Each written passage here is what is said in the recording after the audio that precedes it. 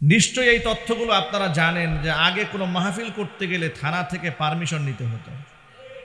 কথা ঠিক কিনা বলেন? এসপির কাছে, ওসির কাছে, ডিসির কাছে, টিএনওর কাছে, ইউনোর কাছে, চেয়ারম্যানের কাছে, মেম্বারের কাছে, এমপির কাছে, মন্ত্রীর কাছে। পেছনে মাহফিল কর্তৃপক্ষ ঘুরতে ঘুরতে ক্লান্ত হয়ে এক পর্যায়ে মাঝে মাঝে বলতেন, না আর পারলাম না। ঠিক কিনা জোরে বলেন? এমন একটা পরিস্থিতি দাঁড়িয়েছিল, আমাদের কাছ থেকে আইডি কার্ডের ফটোকপি থানায় জমা নিত। আগে মাহফিল কর্তৃপক্ষকে বলা হতো কোন বক্তা আসবে আইডি কার্ড নিয়ে আসেন। আমাদের আইডি কার্ডগুলোকে বাংলাদেশের 64 জেলার শত শত থানায় আমার আইডি কার্ড জমা দেওয়া আছে। দুঃখে বলতাম, কি ব্যাপার, আইডি কার্ড দিয়ে কি করবে? এলাকায় কি জায়গার জমি আমার নামে লিখে দেবে নাকি? আমাদেরকে তার এভাবে হ্যারাসমেন্ট করেছে। চট্টগ্রামের দক্ষিণ হালি শহরের মাহফিলে স্টেজে উঠে দেখি সামনে তালিকা দেওয়া 14টা শর্তের ভিত্তিতে ওয়াজ করতে হবে। প্রশাসনের পক্ষ থেকে 14টা শর্ত দেওয়া হয়েছে। 1 নাম্বার, ছলে বলে কলে কৌশলে ইশারায়ও সরকারের বিরুদ্ধে কোনো কথা বলা যাবে না। 1 নাম্বার শর্ত ওয়াজে বসিয়েছে আমাদেরকে। বিষয়টা এমন হয়েছিল যে হাত পা বেঁধে নদীতে ফেলে দিয়ে বলছে, কেমন সাঁতরাতে পারেন দেখি এবার। কথা ঠিক না ঠিক জোরে বলেন? এরপরে স্টেজে ওঠার পরে বক্তা ওয়াজ করছে, বক্তার সামনে থেকে তারা মাইক কেড়ে নিয়েছে। এরকম বেয়াদবি আলেমদের সাথে ওরা করে নাই? আরো জোরে বলেন। বক্তা বলেছে যে দোয়া করে বিদায় হয়ে যায়, বলছে না দোয়া করার সময় না, নামেন স্টেজ থেকে। বক্তা বয়ানরত অবস্থা দা দিয়া কুপাতে এসেছে স্টেজে। ওরা এগুলা করেছে।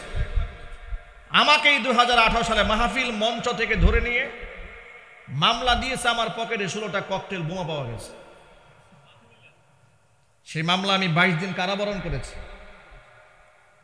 3 বছর কোর্টের বারান্দায় হাজিরা দিয়েছি। বিগত স্বৈরাচারের আমলে 6টা মামলার আসামি হয়েছে। একবার বলেছে আমি জামাত করি, একবার বলেছে আমি বিএনপির উপদেষ্টা। এক মামলায় 150 আসামি বিএনপির বড় বড় নেতৃবৃন্দ, হাসান উদ্দিন সরকার টঙ্গীর গাজীপুরের। আমার মামলার 7 নাম্বার আসামি, আমি ছিলাম 1 নাম্বার আসামি। চিন্তা করা যায় আমি কত বড় মাপের নেতা। কথা ঠিক কিনা বলেন? এরপরে মামলা দিয়েছে হেফাজতের মামলা।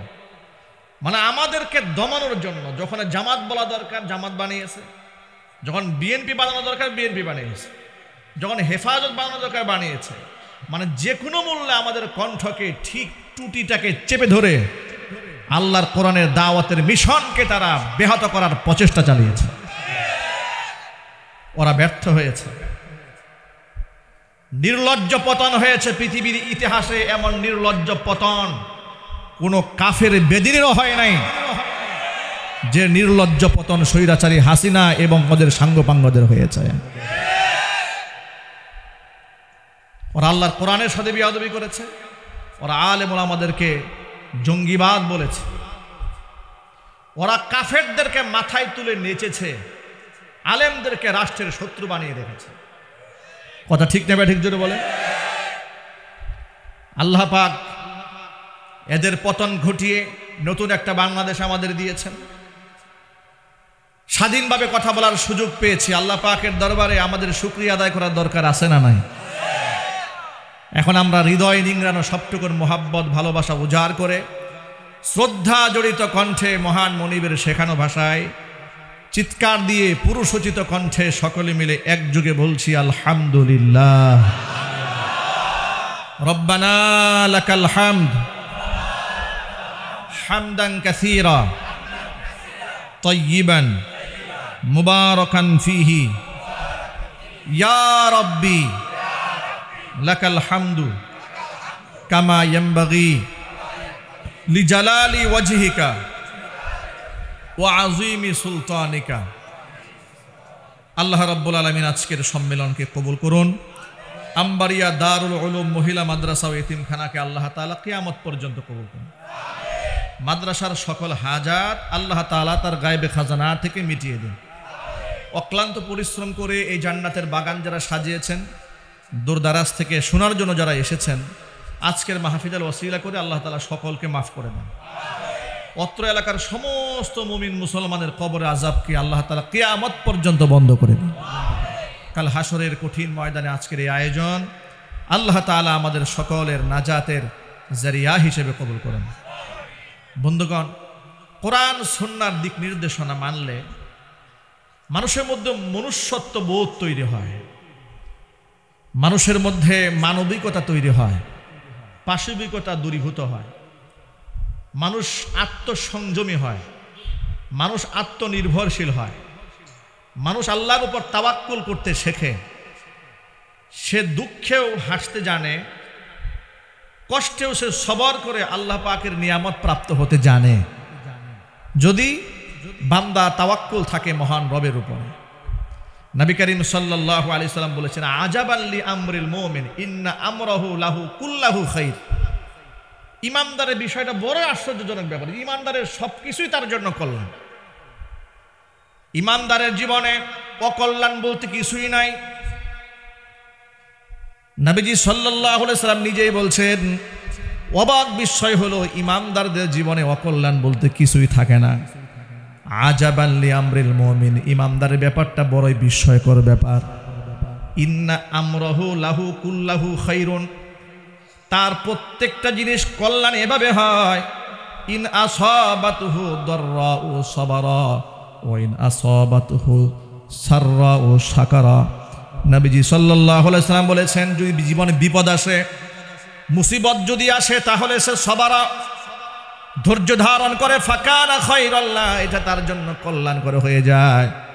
ওয়া ইন আসাবাতহু সাররা ফাশাকারা ফাকানা খায়রাল্লাহ, আর যদি জীবনে কল্যাণকর কিছু হাসিল হয়ে যায়, তাহলে শুকরিয়া আদায় করে, এটাও তার জন্য কল্যাণ করে হয়ে যায়। মুমিন বান্দার মুসিবতেও তার লাভ, নিয়ামত প্রাপ্ত হলেও তার লাভ, লস হওয়ার কোনো সুযোগ নাই। আল্লাহু আকবার বলবেন না? আমাদের কষ্ট তো একেবারেই সীমিত। আমরা যে হাদিসগুলো আপনাদের সামনে বলি, কোরআনে কারিমের যে আয়াতগুলো আপনাদের সামনে উপস্থাপন করি, কোরআন মাজিদ যখন নাজিল হয়েছে, তার প্রথম মুখাতাব সম্বোধিত ব্যক্তিরা ছিলেন নবীজি সাল্লাল্লাহু আলাইহি ওয়াসাল্লামের সাহাবায়ে কেরাম। সাহাবায়ে কেরামের জীবদ্দশায় যখন আয়াতগুলো নাজিল হচ্ছিল, নবীজি সাল্লাল্লাহু আলাইহি ওয়াসাল্লামের পরে মদিনার মুনাফিকদেরকে উদ্দেশ্য করে বলা হলো, ওয়া ইযা কিলা লাহুম আমিনু কামা আমানান নাস, আই আমানাস সাহাবা, সাহাবীরা যেভাবে ঈমান এনেছে তোমরা ঠিক সেভাবে ঈমান আনো। সাহাবীদেরকে আমাদের ঈমানের মানদণ্ড বানিয়ে দিয়েছেন আল্লাহ তাআলা। আল্লাহু আকবার বলেন। ঈমান আনো সাহাবীদের মতো। তখন মুনাফিকরা জবাব দিয়ে বলেছিল, আনু উমিনু কামা আমানাস সুফাহা, এই যে বুকারা ঈমান এনেছে, আমরা কি বুকা নাকি যে বুকাদের মতো ঈমান আনবো? আল্লাহ পাক বললেন, শোনো, আলা ইন্নাহুম হুমুস সুফাহা ওয়ালাকিন লা ইয়ালামুন। আমার নবীর সাহাবীরা বোকা নয়, যারা তাদেরকে বোকা মনে করে তারাই বোকা, কিন্তু ওরা যে বোকা এটা ওরা নিজেরাও জানে না। পরকালী বিশ্বাসে মানুষ কি বোকা হতে পারে? একটু জোর আওয়াজে বলেন না ভাই। আচ্ছা, আমার কবরে আল্লাহর কাছে জবাব দিতে হবে, মিজানে পুলসিরাতে আল্লাহর সামনে আমাদের আমলের হিসাব দিতে হবে। এই চিন্তা করে যেই ব্যক্তি চলে, সেই ব্যক্তি কি বোকা? বোকা তো সেই ব্যক্তি যেই ব্যক্তি সীমিত সময়ের জন্য দুনিয়াতে এসে দুনিয়াতে সাজাতে এত বেশি ব্যস্ত, অনন্ত অসীমকাল যে ব্যক্তি ভুলে গেল, এর চাইতে বোকা তো আর কেউ হতে পারে না। ঠিক না ব্যাটিক জুড়ে বলেন? উদাহরণ দিয়ে বলি, আপনি ঢাকা যাচ্ছেন, ট্রেনে উঠেছেন টাঙ্গাইল শহর থেকে। আপনি ট্রেনে যে উঠেছেন, এই ট্রেনটা আপনি সীমিত সময়ের জন্য, গন্তব্য আপনার কোথায়? ঢাকাতে। গন্তব্য কোথায়? ঢাকাতে। আপনি ট্রেনে উঠে বাথরুমে ঢুকেছেন, চলার পথে তো গন্তব্য পর্যন্ত পৌঁছতে গেলে তো আপনার এর মধ্যে কত কিছু জরুরত থাকতে পারে। আপনি ওয়াশরুমে ঢুকলেন, বাথরুমে ঢুকেই এটাই জীবনের সর্বশেষ আশ্রয়স্থল মনে করে বাথরুমটাকে এমনভাবে ঘষা মাজা সাজানো শুরু করলেন যা আপনি আপনার গন্তব্যস্থলই ভুলে গেলেন, সময় এসেছে, যাত্রা শেষ হয়ে গেল। এরপরে গিয়া আসল যে জায়গা, যেখানে গন্তব্য, যেখানে গিয়ে আপনার আরও কাজ করা দরকার, সেই কাজ করার আপনি সুযোগই পান নাই। বাথরুমের মধ্যে কাটায় জীবনে সব সময়গুলো নষ্ট করে দিয়েছেন। পৃথিবীর মধ্যে আমরা একটা জার্নির মধ্যে আছি, ছোট্ট একটা জার্নি। এটা এমন একটা জার্নি, কখন কাল জার্নি শেষ হবে পৃথিবীর কেউ বলতে পারবে না। আলেম বলতে পারবে না, পীর বলতে পারবে না, ডাক্তার বলতে পারবে না, ইঞ্জিনিয়ার বলতে পারবে না, কোনো জ্যোতিষী বলতে পারবে না, কোনো গণক বলতে পারবে না, এমনকি কোনো ফেরেশতাও বলতে পারবে না, নবী রাসূল পর্যন্ত বলতে পারবে না। কারণ মানুষের মৃত্যুর টাইমটা নির্ধারিত। ফাইদা জাআ আজালুহুম লা ইস্তাখিরুনা সাআতাও ওয়ালা ইস্তাকদিমুন। আল্লাহ পাক বলেছেন, যখন তাদের নির্ধারিত সময় চলে আসবে, 1 সেকেন্ড অ্যাডভান্স করা হবে না, আবার 1 সেকেন্ড বিলম্ব করা হবে না, টাম দিয়ে তার রুহটা নিয়ে আসা হবে। কিন্তু কখন কার মৃত্যু হবে এটা আল্লাহ ছাড়া আর কারো জানা নাই। জানা আছে? আরো চিৎকার দিয়ে বলুন, জানা আছে? আল্লাহ ছাড়া কারো জানা নাই। 5টা জিনিসের জ্ঞান মনে রাখবেন, একেবারে মৃত্যু পর্যন্ত পয়েন্টটা মনে রাখবেন। 5টা মৌলিক বিষয়ের জ্ঞান একমাত্র আল্লাহর কাছেই সংরক্ষিত আছে। কার কাছে? আল্লাহর কাছে। লা ইয়ালামুহু নাবিয়্যুন মুরসালুন ওয়ালা মালাকুম মুকাররাবুন। তাফসীর কিতাবে এসেছে এই 5টা এমন একটা 5টা জ্ঞান, প্রেরিত কোনো নবী রাসূলও জানেন না এই জ্ঞান সম্পর্কে। এমনকি ওয়ালা মালাকুম মুকাররাবুন, একেবারে নৈকট্যপ্রাপ্ত ফেরেশতা যেমন জিবরাইল, মিকাইল, ইসরাফিল, আজরাইল, তারাও জানেন। একমাত্র কে জানেন? 5টা জ্ঞান। কি 5টা? শোনেন। 1 নাম্বার হচ্ছে ইন্নাল্লাহা ইনদাহু ইলমুস সাআ, নিশ্চয় আল্লাহর কাছে রয়েছে কিয়ামতের জ্ঞান। কিয়ামত কবে কায়েম হবে পৃথিবীর কেউ বলতে পারবে না। নবী করিম সাল্লাল্লাহু আলাইহি ওয়াসাল্লাম কিয়ামতের আলামতগুলো বলে গিয়েছেন, কিন্তু কিয়ামত কবে হবে তা বলে যান নাই। একদিন জিবরাইল আলাইহিস সালাতু ওয়াসসালাম মানব আকৃতিতে মানুষের বেশে, খুব সাদা ধবধবে পোশাক পরে, কুচকুচে কালো চুল, সুন্দর সুশ্রী চেহারা নিয়ে রাসূলের পাশে এসে বসেছেন। ফাসনাদা রুকবাতাইহি ইলা রুকবাতাইহি, একে হাঁটুর সাথে হাঁটু মিলায়ে বসছেন। সুবহানাল্লাহ বলবেন না? এই বিষয়টা খেয়াল করেন তো, কোনো একটা সম্মানিত ব্যক্তির হাঁটুর সাথে হাঁটু মিশায় কেউ বসতে পারবে? এই সাহস কারো আছে? আর নবীজির হাঁটুর সাথে উনি হাঁটু মিলায়ে বসছেন। এখন ওমরে ফারুক রাদিয়াল্লাহু তাআলা আনহু হাদিস বর্ণনা করে বলছেন যে আমরা খুব অবাক হয়ে গেলাম। আমার লা ইয়ারিফুহু আহাদুম মিন্না, আমাদের কেউ কাউকে চেনে না। ওয়ালা ইউরা আলাইহি আসারুস সাফার, এলাকার যদি হতো তা আমরা কি চিনতাম। আবার যে অনেক দূর থেকে এসছে তাও বলতে পারতেছি না, কারণ লা ইউরা আলাইহি আসারুস সাফার, এই লোকের উপরে সফরের কোনো চিহ্ন নাই। কারণ আমাদের মতো তো আর গাড়ি দিয়ে তারা চলতেন না, ওই জামানার লোকের গাড়িতে চলতো, উঠে চড়তো, ঘোড়ায় চড়তো। দূর থেকে আসলে ধুলা বালিতে চেহারা চোরা নষ্ট হয়ে যাবে না। কিন্তু হযরত ওমর রাদিয়াল্লাহু তাআলা আনহু বলছেন আমরা অবাক হয়ে গেলাম। শাদীদু সিয়াব, একেবারে ধবধবে সাদা পোশাক, একদম কুচকুচে কালো চুল, সুন্দর চেহারা, অবয়ব, হুজুরের সামনে বসেছেন, একেবারে হাঁটু গেড়ে বসছেন, হাঁটুর সাথে হাঁটু মিলিয়ে বসেছেন। আর আমরা মনে মনে ভাবছিলাম এত বড় এই গুস্তাখি হচ্ছে, রসুলের হাঁটুর সাথে হাঁটু মিশে। আবার প্রশ্ন করা শুরু করেছে। আল্লাহ নবী সাল্লাল্লাহু আলাইহি ওয়াসাল্লামকে প্রশ্ন করছে, বলেন তো মাল ঈমান, ঈমান কি জিনিস? ওয়ামাল ইহসান, ইহসান কি জিনিস? তিনি প্রশ্ন করেন, নবীজি সাল্লাল্লাহু আলাইহি ওয়াসাল্লাম একটা করে উত্তর দেন। আবার উত্তর শোনার পরে তিনি বলছেন সাদ্দাকতা, আপনি সঠিক জবাব দিয়েছেন। হযরত ওমর বলেন আমরা আরো অবাক হচ্ছি, নিজেই প্রশ্ন করে উত্তর শোনার পরে আবার সত্যায়ন করে। এক পর্যায়ে প্রশ্ন করতে করতে প্রশ্ন করেছে, আচ্ছা মাতাস সাআ, তিনি প্রশ্ন করলেন বলেন তো কিয়ামত কবে কায়েম হবে? প্রশ্ন করে বসেছেন। নবীজি সাল্লাল্লাহু আলাইহি ওয়াসাল্লাম প্রশ্নের জবাবে বললেন মাল মাসউলু আনহা বিআলামা মিনাস সাইল, এই ব্যাপারে প্রশ্নকারীর চাইতে যাকে প্রশ্ন করা হয়েছে তিনি অধিক অবগত নন। মানে যিনি প্রশ্ন করেছেন তিনি যেমন জানেন না, যাকে প্রশ্ন করা হয়েছে এই জ্ঞান তারও জানা নাই। আল্লাহু আকবার বলেন।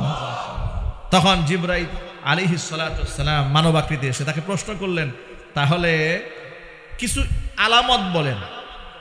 তখন নবী করিম সাল্লাল্লাহু আলাইহি ওয়াসাল্লাম কয়েকটা আলামত বলেছেন। আং তালিদার আমাতু রব্বাতাহা, যে মনিব জন্ম দেবে, দাসী তার পেটের নিজের গর্ভ থেকে মনিব জন্ম দেবে। ওয়াং তারাল হুফাতাল উরাত ইয়াতাতাওয়ালুনা ফিল বুনিয়ান, একেবারে নাঙ্গা বদনে চলেছে, পায়ে স্যান্ডেল নাই, এরকম গরিব মানুষেরা বড় বড় বিল্ডিং বানাবে। এগুলো কিয়ামতের আলামত বলেছেন। আমি হাদিস অনেক লম্বা, এটাকে হাদিসে জিবরিল বলা হয়। পুরো হাদিসে জিবরিল আপনাদেরকে শোনানো আমার উদ্দেশ্য নয়, এখান থেকে শুধু এতটুকু সবক শোনানোর উদ্দেশ্য। জিবরাইল আলাইহিস সালাতু ওয়াস সালাম জানতে চেয়েছিলেন কিয়ামত কবে কায়েম হবে। নবীজি জবাব দিয়ে বলেছেন, ওই জ্ঞান আমার কাছে নাই যেই রকম তোমার কাছে নাই, কিন্তু ওই একমাত্র জ্ঞান কিয়ামতের জ্ঞান কার কাছে আছে? এক নাম্বার, কিয়ামতের জ্ঞান আল্লাহ ছাড়া কারো কাছে নাই। এক নাম্বার। দুই, ইন্নাল্লাহা ইনদাহু ইলমুস সাআ ওয়া ইউনাজ্জিলুল গায়স, মেঘমালা কোথায় বৃষ্টি বর্ষণ করবে এই জ্ঞান আল্লাহ ছাড়া পৃথিবীর কোনো আবহাওয়াবিদদের কাছে নাই। ঠিক কিনা বলেন? আবহাওয়াবিদরা বলে আগামীকাল ঝোড়ো হাওয়া বয়ে যাইতে পারে। কিসের ঝোড়ো হাওয়া বয়ে যাবে? প্রচন্ড তাপে, খরতাপে মানুষ পুরো ছাইখার হয়ে যাচ্ছে। ঠিক কিনা বলেন? তারা সম্ভাবনা বলে একটা আভাস দিতে পারে। তারা বলেন যে ঘূর্ণিঝড় এই বঙ্গোপসাগরে শুধু পাক পারতেছে, এটা কোন সময় যে হানা দেয় ঠিক নাই, এরকম কথা বলে। যে উপকূলীয় অঞ্চল দিয়ে যাবে, একটা আনুমানিক কথাবার্তা বলেন, কিন্তু মৌলিক কথাটা একমাত্র ইলম কার কাছে আছে? এটা দুই নম্বর। তিন নম্বর হচ্ছে মানুষের গর্ভে, মায়ের গর্ভে যে সন্তান থাকে, ছেলে না মেয়ে, এটা আল্লাহ ছাড়া কেউ জানে না। চার নাম্বার হচ্ছে ওয়ামা তাদরি নাফসুম মাযা তাকসিবু গাদা, আগামীকাল বান্দা কি করবে সেটাও বান্দার জানা নাই। পাঁচ নাম্বার হচ্ছে ওয়ামা তাদরি নাফসুম বিআইয়ি আরদিন তামুত, মানুষ কোন মাটিতে কোন জমিনে তার মৃত্যু হবে এটা মানুষ বলতে পারবে না, যিনি বলতে পারবেন তিনি কে? এই আল্লাহর কাছে এই পাঁচটা ইলমের সংরক্ষণ রয়েছে যা পৃথিবীর কেউ জানে না। সুতরাং কখন আমরা মারা যাব আমরা কেউ জানি না, কিন্তু এই ছোট্ট সময়টাকে কাজে লাগিয়ে পরকালের সীমাহীন সময়ের প্রস্তুতি যে ব্যক্তি নেয় সেই ব্যক্তি হচ্ছে আসল জ্ঞানী। চিল্লায় এখন সুবহানাল্লাহ। আল্লাহ পাক যেন আমাদেরকে প্রকৃত অর্থে যারা জ্ঞানী তাদের কাতারে শামিল হওয়ার তৌফিক দান করেন। সকলে জোরে কোন আমিন। সাহাবায়ে কেরামকে ইমানের মানদণ্ড বলা হলো। সাহাবায়ে কেরামের মতো ইমান আনার হুকুম দিয়েছেন কে? একটু জোর আওয়াজে বলেন। ওই যে দেখেন মানুষ সব ওইদিকে তাকায় আছে। একটু তো বুদ্ধি শুদ্ধি থাকা দরকার। একটু জোর আওয়াজে বলেন, একটু চিৎকার দিয়ে বলতে হবে সাহাবায়ে কেরামের মতো ইমান কে আনতে বলেছেন? আমি বলেছি? কে বলেছেন? আল্লাহ তাআলা নিজে বলেছেন, আমিনু কামা আমানান নাস, আই আমানাস সাহাবা, সাহাবীদের মতো ঈমান আনো। সুবহানাল্লাহ বলেন। সাহাবায়ে কেরামের মহব্বত, ভালোবাসা এটা অন্তরে রাখতে হবে। সাহাবায়ে কেরাম আমাদের ঈমান এবং আমলের মানদণ্ড। আল্লাহু আকবার বলেন। আমি আবার বলছি, সাহাবায়ে কেরাম আমাদের ঈমান এবং আমলের মডেল। এটা আল্লাহ তাদেরকে বানিয়েছেন। চিল্লা এখন আল্লাহু আকবার। কেমন ঈমান তারা আনলে আল্লাহ বলেছেন তাদের মতো ঈমান আনো। ছোট্ট একটা এক্সাম্পল দিলে খুব সহজে বুঝতে পারবেন তাদের একটা ঈমান কোন পর্যায়ে ছিল। তাদের ঈমান, আমাদের সমাজে যখন আমরা কোরআন থেকে আয়াত শোনাই, হাদিস থেকে বর্ণনা শোনাই, লোকেরা এক কান দিয়ে শুনে আরেক কান দিয়ে বের করে দেয়। মনে মনে ভাবে হুজুররা তো এগুলো বলবেই, এটা হুজুরদের কাজ, হুজুররা বলেই যাবে। যখন আমরা সুদের কথা বলি যে সুদ খাওয়া হারাম, সুদ খাওয়া মানে নিজের মায়ের সাথে জিনা করা, সুদ খাওয়া মানে আল্লাহ এবং তার রাসূলের সাথে যুদ্ধের ঘোষণা দেওয়া। এই কথাগুলো মুসলমানদের কানে স্পর্শ করে। এত কিছু শোনার পরে অনেক মানুষ সুদ ছাড়তে চায় না, ঠিক না? ঠিক বলে। অথচ আল্লাহর আয়াত বলা হচ্ছে, উনি আল্লাহর আয়াত অগ্রাহ্য করছেন। যে সাহাবায়ে কামের মতো ঈমান আল্লাহ পাক আনতে বললেন, একটু শুনেন তারা আল্লাহর আয়াতকে কেমন বিশ্বাস করেছেন। কুরআন মাজিদের সূরাতুল হুজুরাতের ২য় নম্বর আয়াত আল্লাহ নাযিল করলেন, ইয়া আইয়ুহাল্লাযীনা আমানু লা তারফাউ আসওয়াতাকুম ফাওকা সাওতিন নাবিয়্যি ولا تجهروا له بالقول كجهر بعضكم لبعض أن تحبط أعمالكم وأنتم لا تشعرون। হে ঈমানদারগণ, লা তারফাউ আসওয়াতাকুম, তোমরা তোমাদের কণ্ঠের আওয়াজ উঁচু করো না, ফাওকা সাউতিন নাবিয়্যি, নবীর কণ্ঠের আওয়াজের উপরে, ওয়ালা তাজহারু লাহু বিল কাউলি, এমনকি তোমরা কাজাহারি বাদিকুম লিবাদিন, একে অপরের সাথে যেমন সুরগল চেঁচামেচি করে চিৎকার করে কথাবার্তা বলো, আমার নবীর মজলিসে নবীর সামনে চিৎকার এবং সুরগুলো করা যাবে না, হারাম। যদি তোমরা চিৎকার করা কণ্ঠের আওয়াজ যদি উপরে চলে যায়, এতটুকুন গুস্তাখি যদি আমার নবীর সামনে হয়ে যায়, আন তাহবাতু আমালুকুম ওয়া আনতুম লা তাশউরুন, তোমাদের অজান্তে তোমাদের জিন্দেগির সমস্ত আমলনামাগুলো বরবাদ হয়ে যাবে। আল্লাহর নবী সাল্লাল্লাহু আলাইহি ওয়াসাল্লামের সাথে বিয়াদবি হয়ে গেলে আমলনামা বরবাদ হয়ে যাবে। কথাটা কে বলেছেন? আল্লাহর নামটা মহব্বতে বলেন। আল্লাহ পাক বললেন, খবরদার খবরদার, আমার নবীর সামনে বিয়াদবি করা যাবে না। ভাষা দিয়ে বিয়াদবি করবেন তো দূরের কথা, আমার নবীকে তোমরা সাধারণ মানুষের মতো ডাকাডাকিও করবে না। বলতে পারবে না ইয়া মুহাম্মদ, এরকম বলতে পারবে না।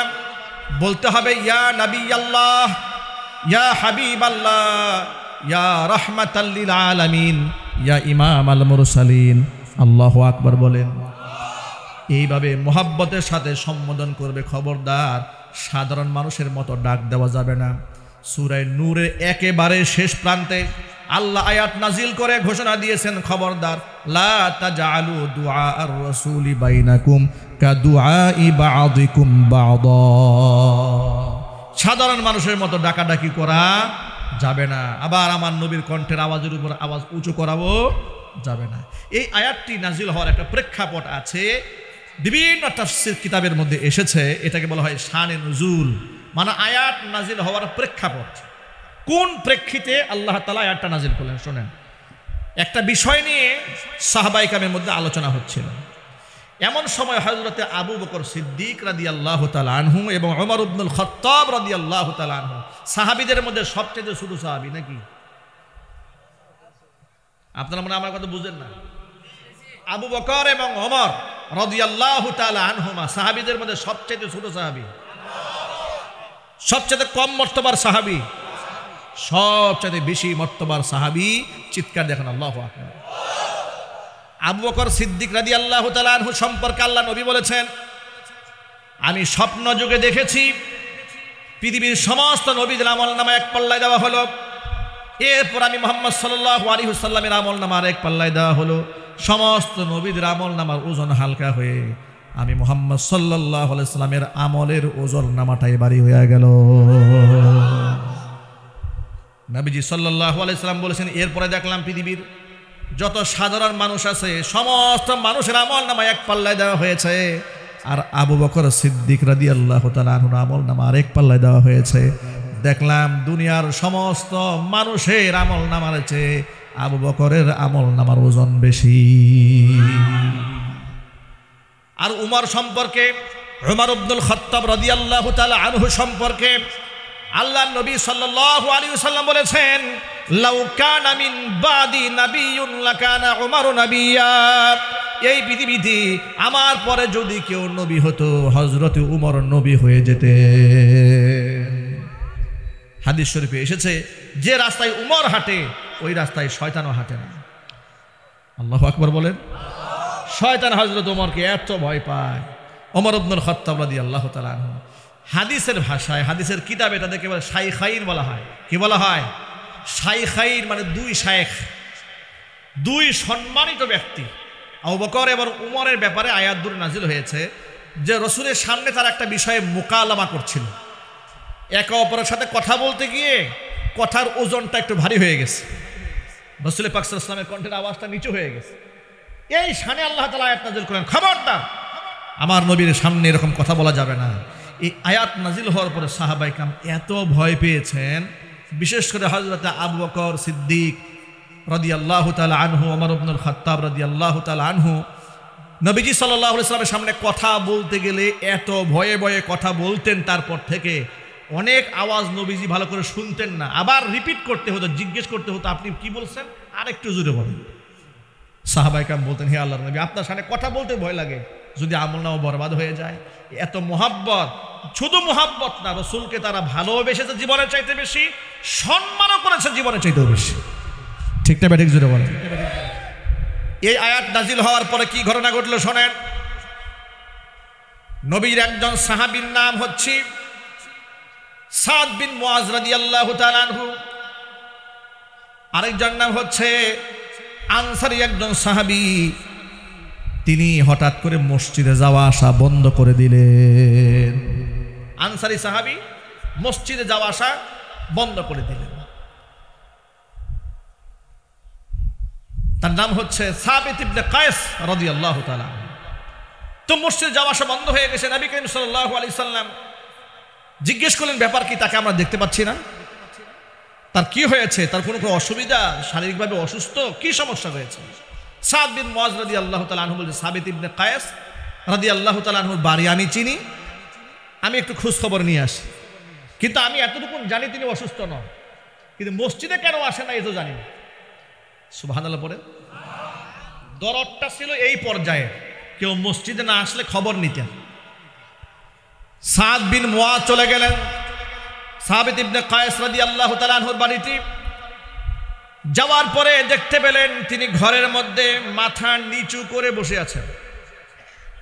মাথা নিচু করে বসে আছেন। জিজ্ঞেস করলেন, কি হয়েছে তোমার? বলে, আমি তো ভয় পাচ্ছি।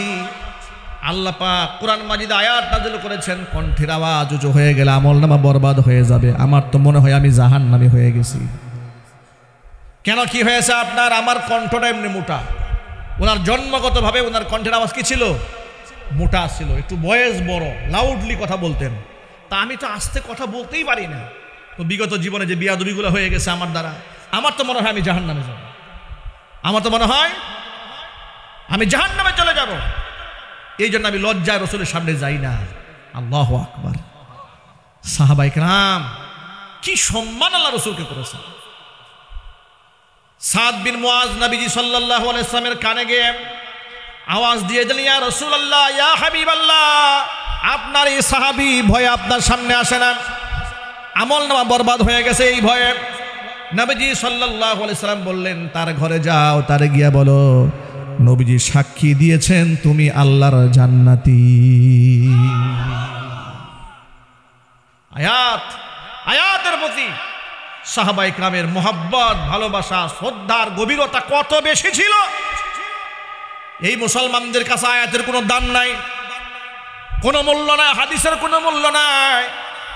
কোরআনে কারিমের তাফসীর হয়, হাদিসের বয়ান হয়, লোকেরা মাহফিলেও বসতে চায় না, চায়ের দোকানে আড্ডা দেয়, কথা বলে না, বিড়ি টানে, সিগারেট টানে, গল্প গুজব করে। এর চাইতে কপাল পোড়া তো আর হতে পারে না যে আল্লাহর কালামের বয়ান চলছে আর আমি কপাল পোড়া দাঁড়ায় দাঁড়ায় বিড়ি টানতেছি। তার একা আপনাকে হেদায়েত দেওয়ার জন্য জিবরাইল আমিন নাজিল হবে না, আপনার উপর কিতাবও নাজিল হবে না, আর কিতাব নাজিল হওয়ার কোনো সুযোগ নাই। ফেরেশতা এসে আপনাকে হেদায়েত দিয়ে যাবে, তার কোনো সুযোগ নাই। হেদায়েতের জন্য আপনারা আলেমদের শরণাপন্ন হতেই হবে। ছাড়া হেদায়েত পাওয়ার কি কোনো সুযোগ আছে? চিৎকার দিয়ে বলেন আছে। উলামারা নবীগণের ওয়ারিস। কাদের ওয়ারিস? ইন্নামাল উলামাউ ওয়ারাসাতুল আম্বিয়া, নিশ্চয় উলামারা নবীগণের ওয়ারিস। ওয়া ইন্নাল আম্বিয়া লাম ইওয়ারিসু দিনারা ওয়ালা দিরহামা বাল ওয়ারাসুল ইলমা। পৃথিবীর কোন নবী সম্পদ রেখে যান নাই, টাকা পয়সা রেখে যান নাই। নবীগণ আসমানি ইলমটা জমিনের মধ্যে রেখে গিয়েছেন, আর আসমানি ইলমের উত্তরাধিকারী নবীদের কাছ থেকে উলামায়েরা হয়েছেন। জোরে বলেন সুবহানাল্লাহ। ওই আলেমদের শরণাপন্ন হতে হবে। আবু দারদা রাদিয়াল্লাহু তাআলা আনহু থেকে বর্ণিত আছে, আন আবি দারদা রাদিয়াল্লাহু তাআলা আনহু আন্নাহু ক্বাল কুন আলিমান আও মুতাআল্লিমান আও মুস্তামিআন আও মুহিব্বান ওয়ালা তাকুনিল খামিস ফাতাহলিক।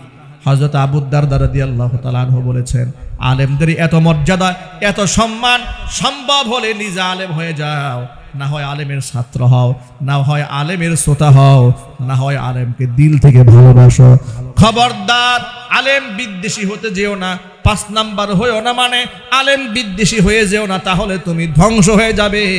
আল্লাহর কসম করে বলি, আলেম বিদ্বেষী যারাই হয়েছে তারাই ধ্বংস হয়েছে।